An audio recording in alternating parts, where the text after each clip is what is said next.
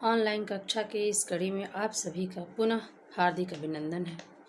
प्रिय शिक्षार्थियों, मैं यह उम्मीद करती हूँ कि आप सभी इस वीडियो से लाभान्वित हो रहे होंगे। तो एक बार मैं पुनः बता दूँ कि पेपर 2 के यूनिट 1 के अंतर्गत आने वाले हमारे विषय बिंदु शिक्षा के कार्य का बचे हुए भाग के साथ हम यहाँ उपस्थित हैं। आज हम लोग शिक्षा के कार्य के बचे हुए भाग का पुनः अध्ययन करेंगे, पुनः चर्चा करेंगे।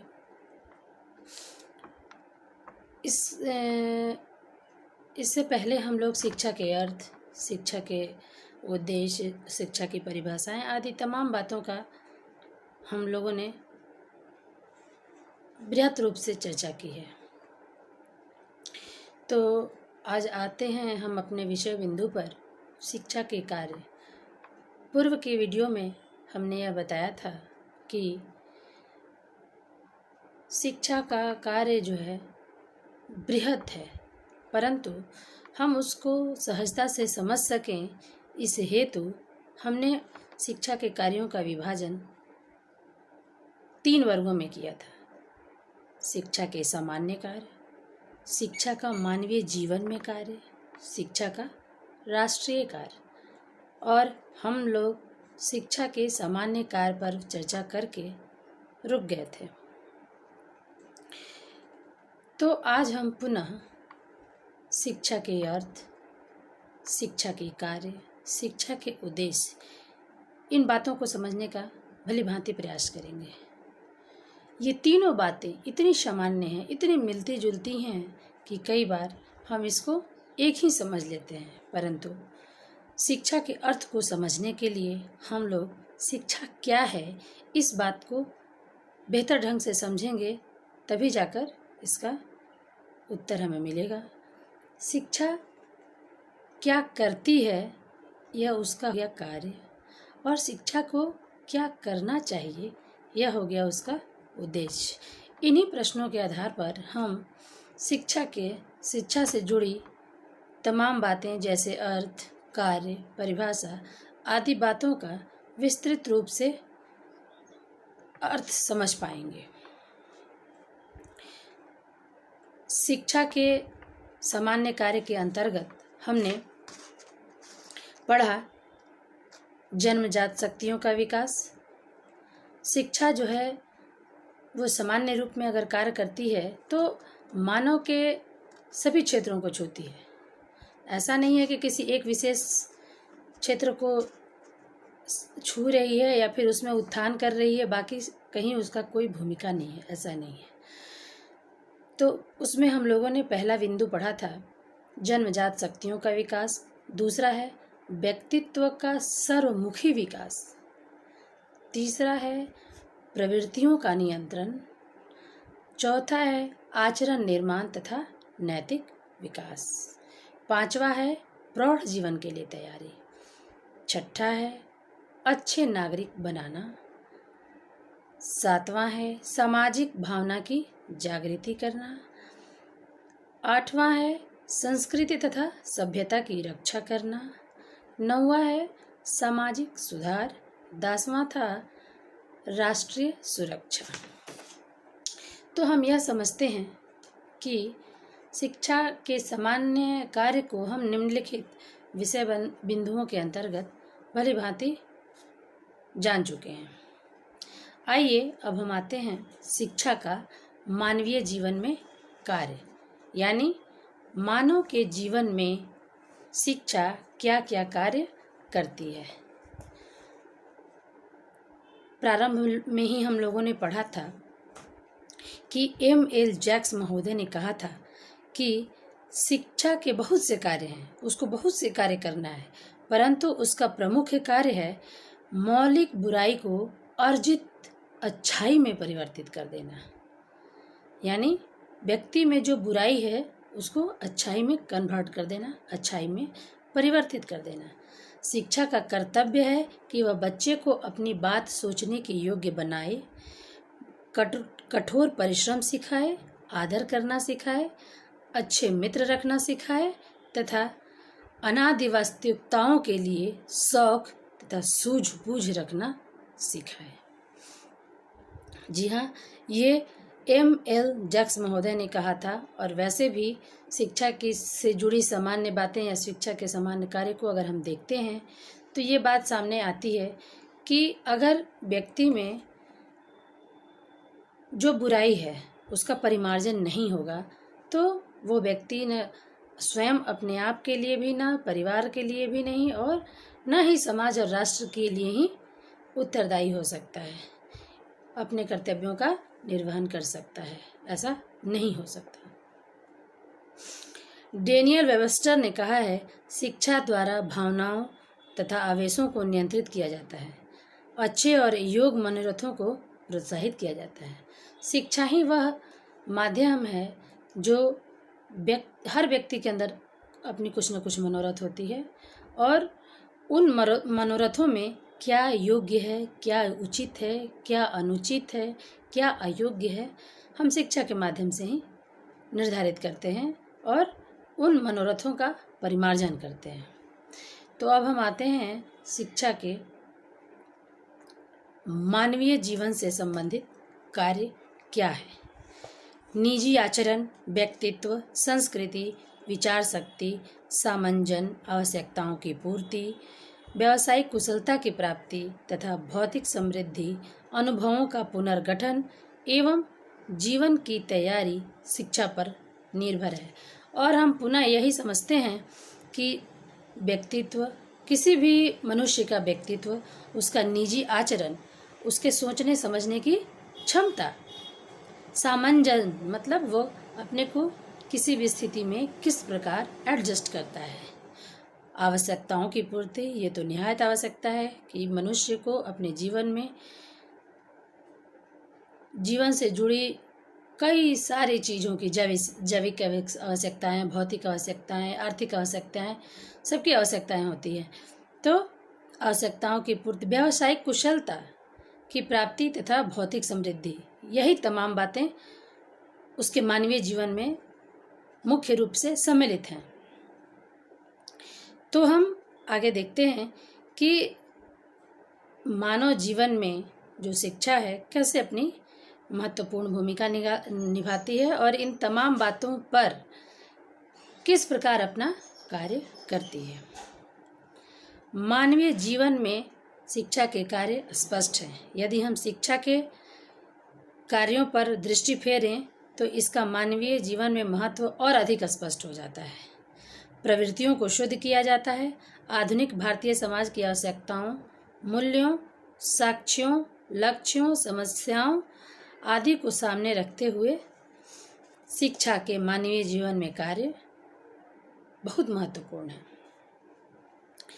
तो शिक्षा के मानवीय जीवन में कार्य के अंतर्गत सबसे पहले जिस बिंदु पर हम चर्चा करेंगे वह है मनुष्य को सभ्य बनाना। ये हम सभी जानते हैं कि मनुष्य तक विकास बंदर से हुआ है।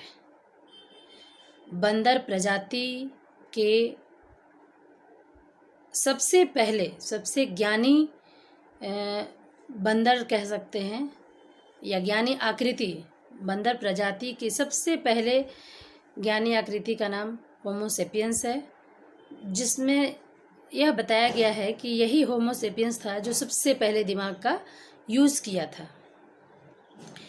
तो हम सभ्यता के क्रम में, सभ्यता के विकास में मनुष्य बंदर के क्रमिक विकास के रूप में मनुष्य बने हैं। तो शिक्षा ही वह माध्यम है जिसके कारण हम सभ्य बनते हैं।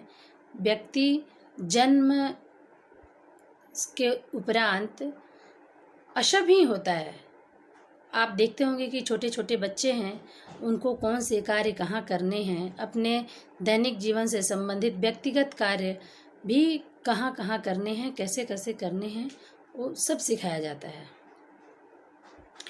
क्योंकि उसको पता नहीं होता है, वो कहीं भी खा लेता है, कहीं भी शौच क्रिया आदि कर देता है, लेकिन धीरे धीरे धीरे धीरे परिवार से शिक्षा ग्रहण करता है, माता पिता से शिक्षा ग्रहण करता है और वो सभ्यता की ओर अग्रसर होता है। तो हम ये कह सकते हैं कि शिक्षा मनुष्य को सभ्य बनाती है।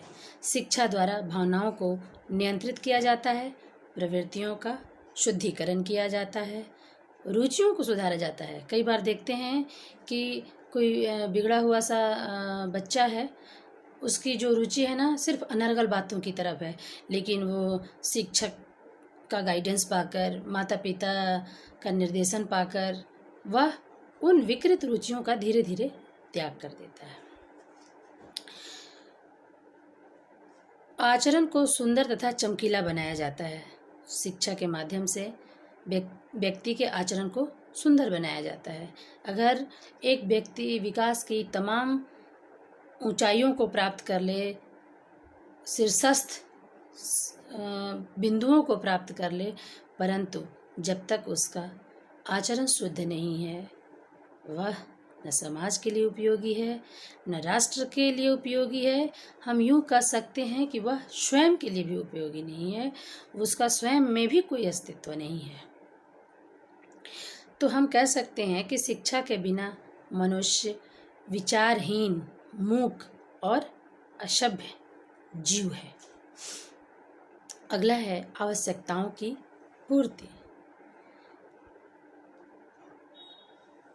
अगर हम व्यक्ति के जीवन की आवश्यकताओं की बात करें तो विभिन्न आवश्यकताएं हैं, जैसे जैविक आवश्यकताएं, सामाजिक आवश्यकताएं, मनोवैज्ञानिक आवश्यकताएं, भौतिक आवश्यकताएं और आर्थिक आवश्यकताएं, सौंदर्यात्मक आवश्यकताएं, नैतिक आवश्यकताएं तथा आध्यात्मिक आवश्यकताएं। शिक्षा के महान कार्यों में से एक कार्य शिष्य को इन आवश्यकताओं की पूर्ति के योग्य बनाना है।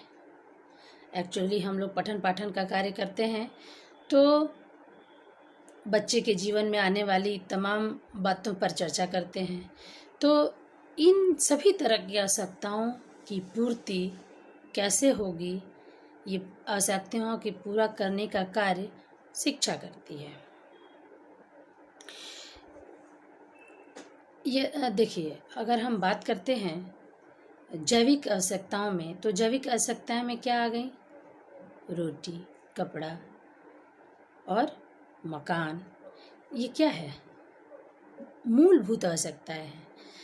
और शिक्षा शास्त्रियों को सोचना चाहिए कि शिक्षा उस तरह का, शिक्षा की जो पद्धति है, शिक्षा की जो प्रणाली है, इस तरह की सुनिश्चित की जाए जो बालकों में, जो शिष्यों में इन तमाम आवश्यकताओं की पूर्ति रखने की क्षमता रखती हो।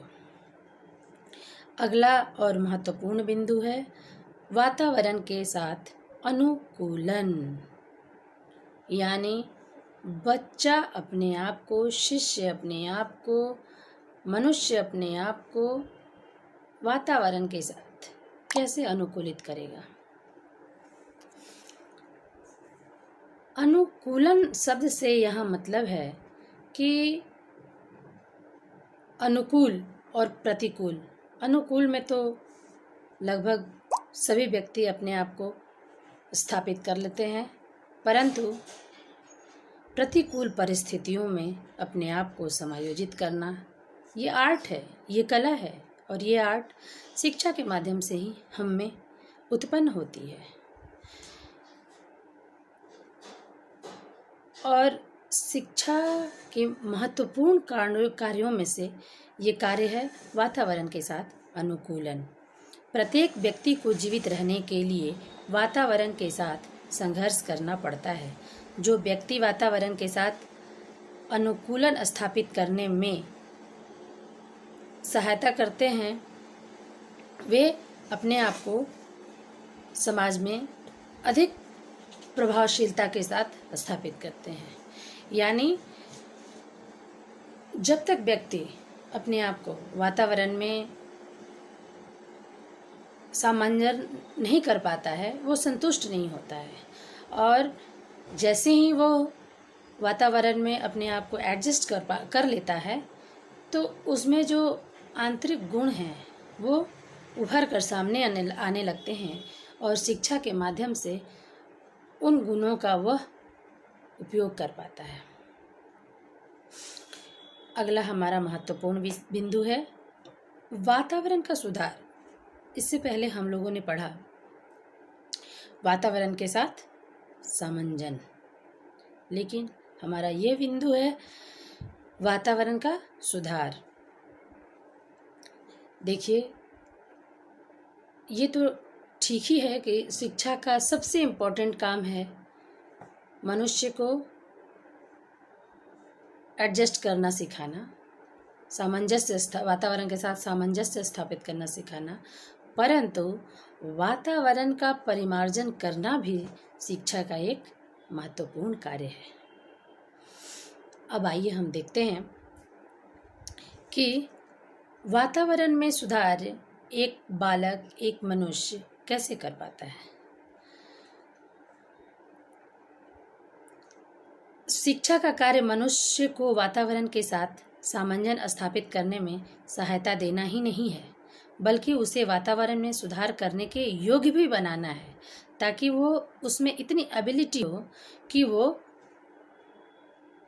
वातावरण में तमाम बुराइयां जो उपस्थित हैं उसको परिमार्जित कर सकें, उसको दूर कर सकें, उसको हटा सकें और इन बुराइयों को हटाकर वातावरण को शुद्ध एवं सुंदर बनाए, जो व्यक्ति के जीवन में सहायक हो। जॉन डीवी महोदय ने कहा है कि वातावरण के साथ संपूर्ण अनुकूलन मृत्यु के समान है। ये समझने वाली बात है कि आप किसी भी वातावरण में रह रहे हैं और आप उससे 100% संतुष्ट हैं, तो ये सही नहीं है। द एंड हो जाता है, वहीं सब कुछ समाप्त हो जाता है। न हम विकास की बात करेंगे, न हम उत्थान की बात करेंगे और ना ही हम मार्गदर्शन की बात करेंगे। अब हम आते हैं समझने के लिए। जैसे मान लीजिए आप लोगों ने महाभारत की कथा सुनी होगी, तो महाभारत में कौरवों और पांडवों के शिक्षा दीक्षा का कार्य कृपाचार्य के आश्रम में हुआ करता था और उन सबों में सर्वश्रेष्ठ उत्तम धनुधारी अर्जुन थे। और आप देखते होंगे तो कई बार उसमें प्रसंग आता है कि सर्वश्रेष्ठ धनुर्धर, और बार बार इस बात पर उनके गुरु महोदय ने कहा है कि सर्वश्रेष्ठ होना या मेरी सर्वश्रेष्ठ शिक्षा देने पर आश्रित नहीं है, उसका खुद का वो जिजीविषा है जो हमारे दिए हुए शिक्षा पर संतुष्ट नहीं है। और यही बात उस सर्वश्रेष्ठ धनुर्धारी अर्जुन को महान बनाती है, अनुपम बनाती है। तो वही बात यहाँ भी लागू होती है कि वातावरण की जैसी भी स्थिति है, अगर हम उससे संतुष्ट हो गए तो उसका उत्कर्ष बस वहीं तक है, परंतु अगर हम उसमें कुछ कमियां देखना शुरू करते हैं, मतलब सार्थक कमियां, योग्य कमियां, जिनको हटाकर वास्तव में परिमार्जित किया जा सकता है वातावरण को। ये नहीं कि हमारी दृष्टि कहीं और घूमी और फिर कुछ अच्छी चीज़ों का ही निराकरण कर दिया हमने, ऐसा नहीं।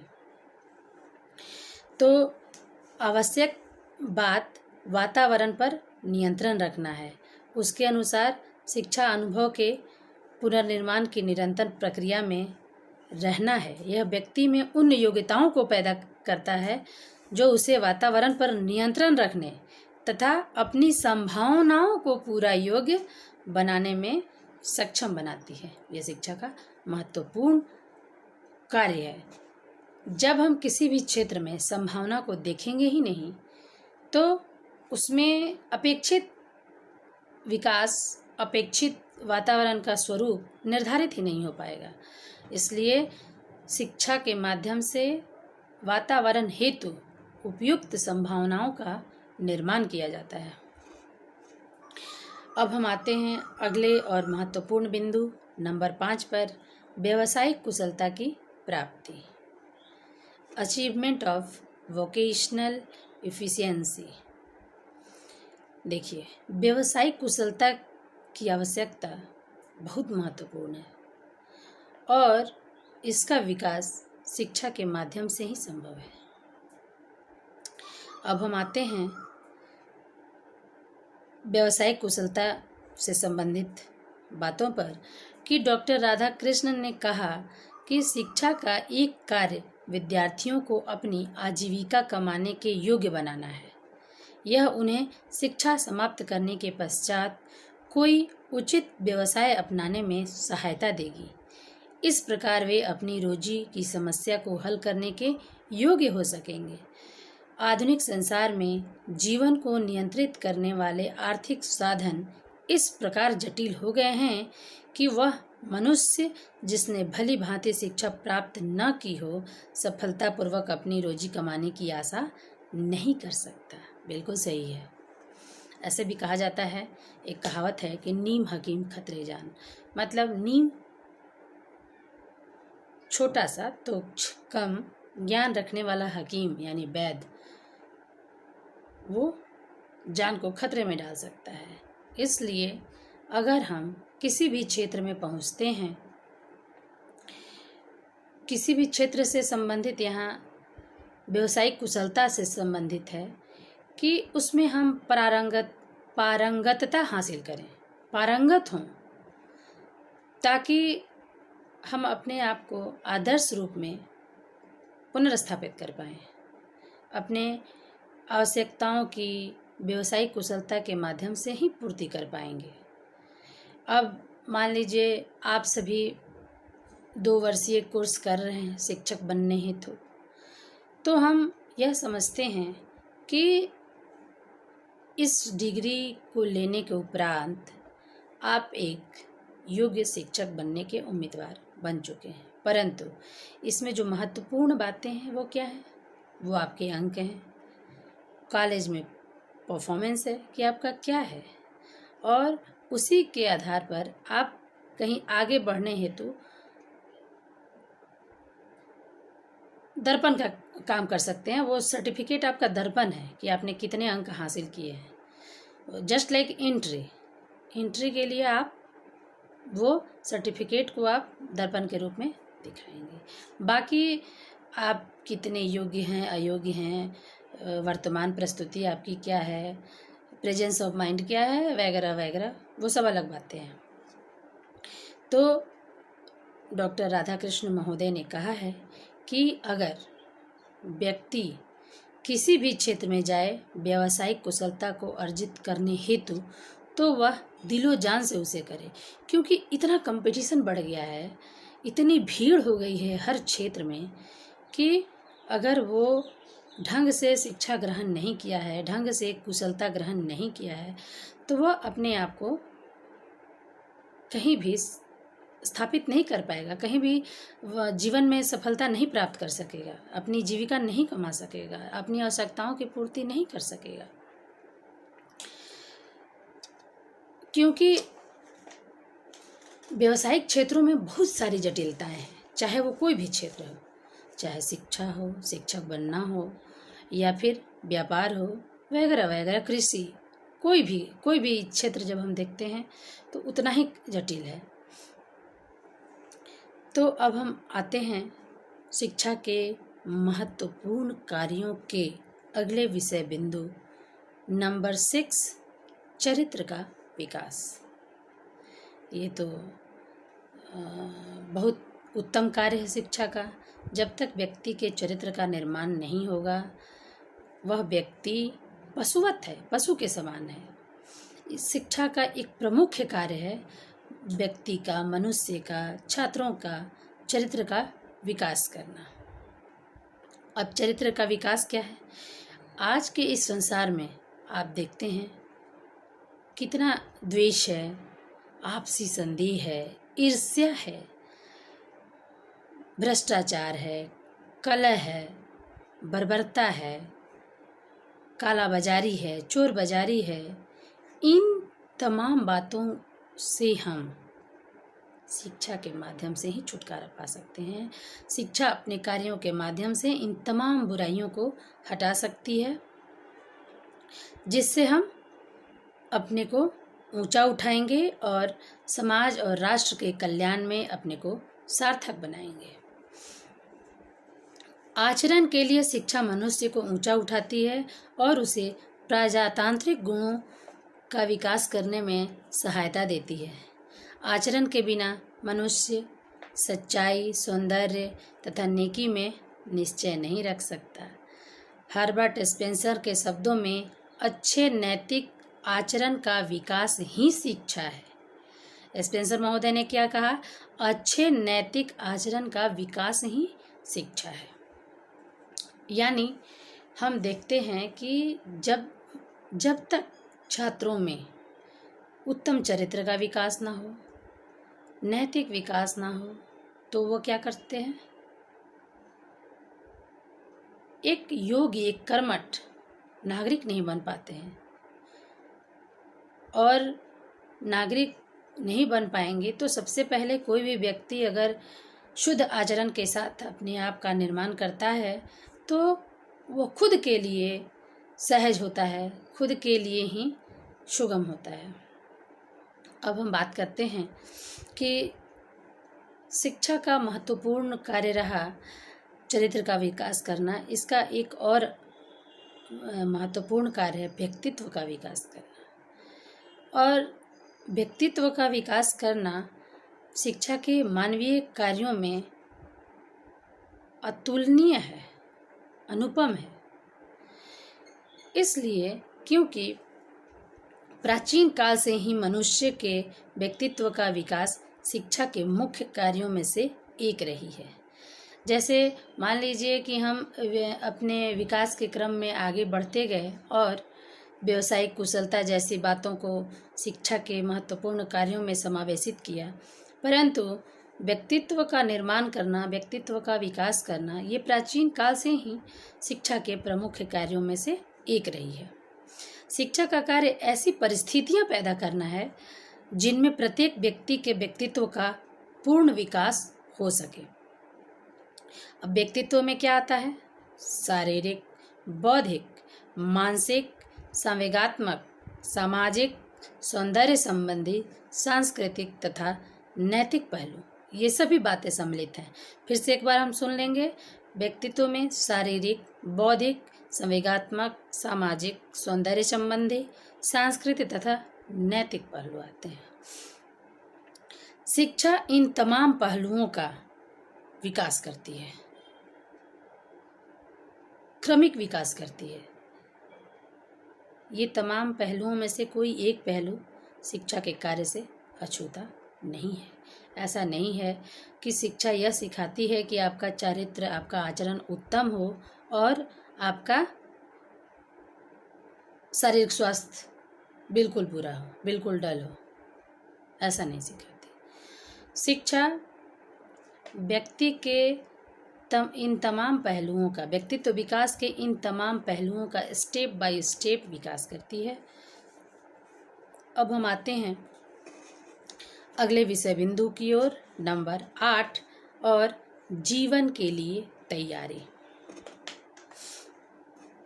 देखिए, जीवन के लिए तैयारी से यहाँ अर्थ है, मतलब है कि जीवन जीने के लिए तैयार करना। यानी जीवन एक संघर्ष है जिसमें मनुष्य को अनेक समस्याओं का सामना करना पड़ता है। शिक्षा व्यक्ति की विभिन्न समस्याओं का निराकरण करती है। वह व्यक्ति को उसकी संभावनाओं का अनुभव करने में सहायता देती है और इस प्रकार व्यक्ति के जीवन में आने वाली जो कठिनाइयां हैं उसको सामना करने योग्य बनाती है। यदि शिक्षा के माध्यम से अगर कोई स्टूडेंट वो अवश्यंभावी आने वाले जीवन में आने वाली कठिनाइयों का, आने वाली समस्याओं का सामना नहीं कर पाएगा तो वह अपने जीवन क्षेत्र में असफल हो जाएगा। इसलिए शिक्षा का यह प्रमुख कार्य है कि छात्रों को, शिष्यों को, मनुष्य को भावी जीवन हेतु तैयार करें। अगला महत्वपूर्ण बिंदु है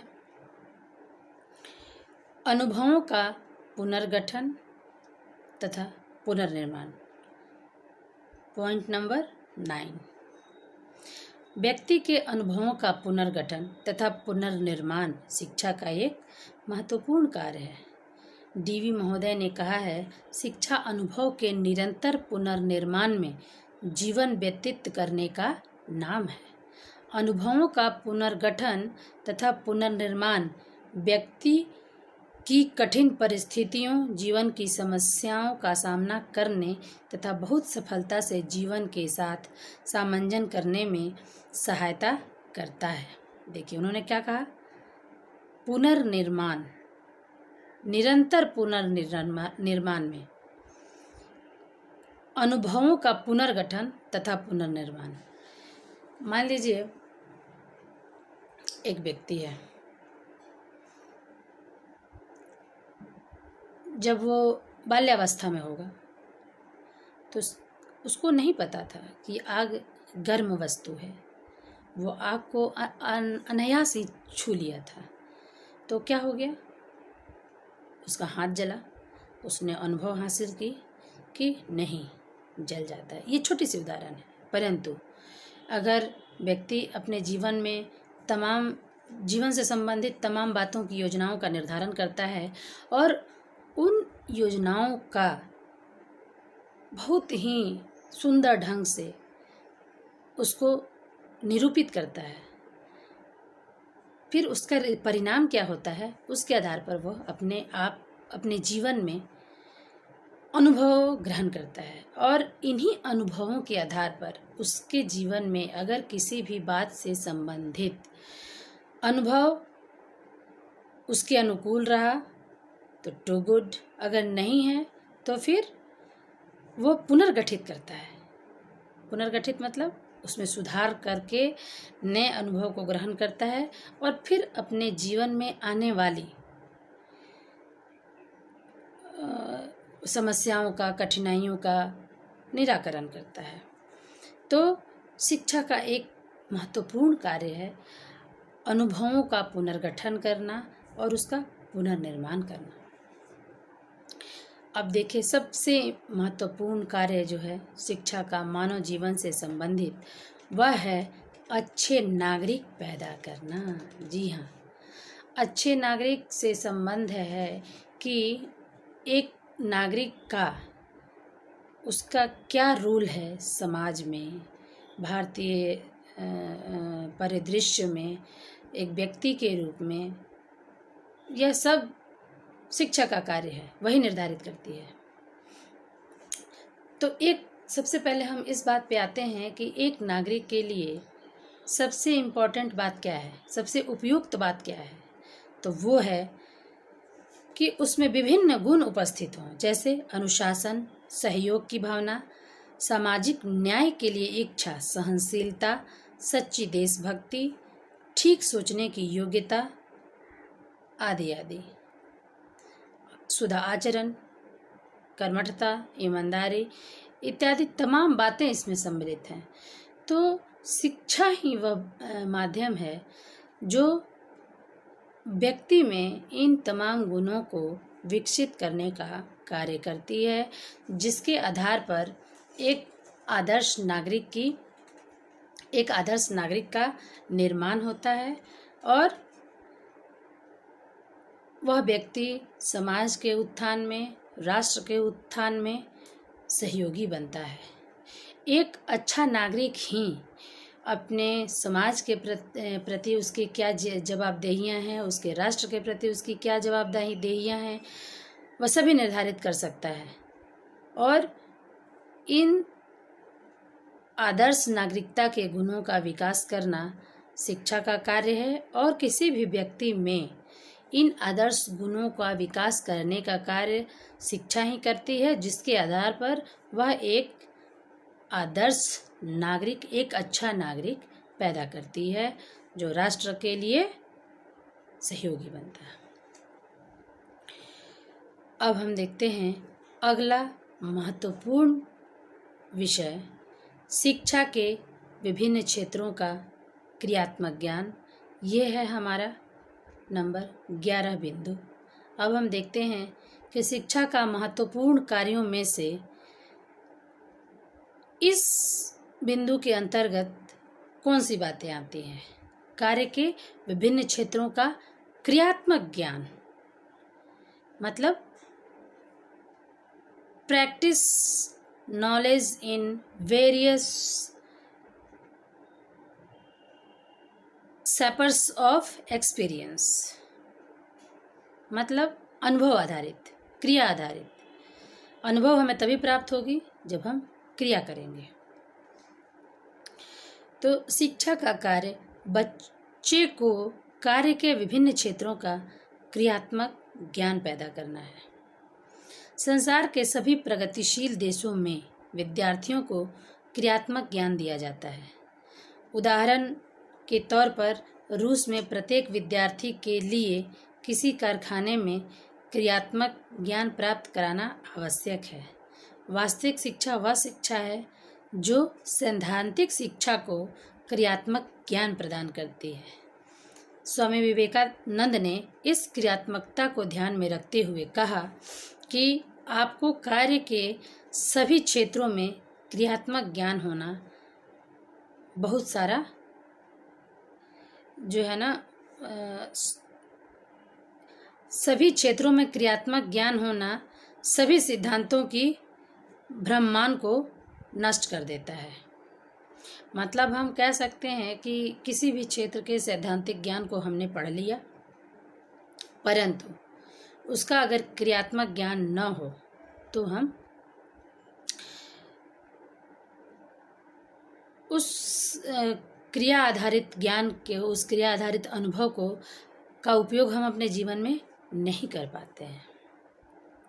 इस प्रकार हम कह सकते हैं कि मान लीजिए भोजन की आवश्यकता तो हम में से सभी को है, तो हम रोज़ सुनते हैं कि आटा गूंद लेना और एक रोटी बना लेना बहुत ईजी है, परंतु जैसे ही हम आटा गूंदने का काम शुरू करते हैं, रोटी बनाने का काम शुरू करते हैं, तब हमें यह पता चलता है कि कितना सरल है या कितना कठिन है।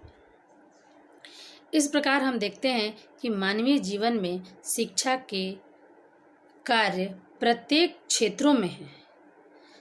समाज में प्रत्येक व्यक्ति की सभी संभावनाओं का इस प्रकार विकास करना है कि वे संपूर्ण विकास द्वारा वांछित लक्ष्य की ओर अग्रसर हो सके। मतलब मानवीय जीवन के सभी क्षेत्रों में अगर वांछित विकास होगा तभी व्यक्ति मानवीय जीवन के तमाम लक्ष्यों को हासिल कर पाएगा। इमर्सन के शब्दों में शिक्षा इतनी विशाल होनी चाहिए जितना कि मानव। इसका कार्य उसके सभी तत्वों का पोषण तथा प्रदर्शन होना चाहिए। मतलब पोषण तो करे ही, लेकिन जो मानव जीवन के जितने तत्व हैं उस सब का प्रदर्शन भी करे। शिक्षा का इस प्रकार कार्य होना चाहिए। ये आपका हो गया मानवीय जीवन से संबंधित कार्य। अब हम अगली कड़ी में पढ़ेंगे शिक्षा के राष्ट्रीय जीवन में कार्य। तो वीडियो की इस कड़ी में बस इतना ही। धन्यवाद।